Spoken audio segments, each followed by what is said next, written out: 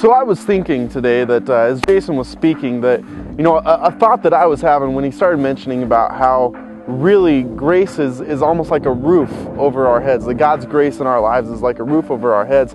I started thinking about when I was a kid and living in my parents' house. My dad, he actually, that there were certain rules that I had to abide by, that I always knew that I had to follow. He would tell me, he's like, you can go out with your friends, you can do whatever it is that you want to do, but I'm going to make a clear definition, that is not allowed in my house. And it was really, he's like, you can associate, you can face all the consequences that you want to in your own life, but I am not going to associate with those as well.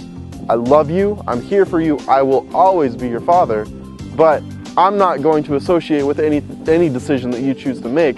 These are some of the guidelines that I have from my house.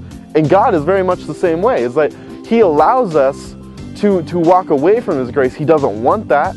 He doesn't want us to walk away from the things that He has in store for us, but He does allow us to make our own decision that if we want to live under the roof of His grace, by all means we are welcome. But if we want to walk away and we want to go do whatever it is that we want to do, let's be honest, it's like when we're walking away from God's grace, that means that we are choosing to step into sin. But God's saying, I'm not going to have that in my house. You can associate the way that you want, and I am your father, and I will always be here for you, and I will always love you, and you are always welcome back in my grace. But I am not willing to allow you to bring that inside of this place. It was like you can't bring the outside things into line with God because it will never happen. Sin is the one barrier that we have from being in fellowship with God in the first place, and so we can never bring that sin in with us. We got to choose to take it off and leave it at the door. When we ask for forgiveness, when we come into a place where we're like, God, I'm laying everything that I have down and I'm begging for your mercy, I'm begging for your grace, we have to choose to leave those things at the door. We can never figure out a way to align those things with God because it can't be done.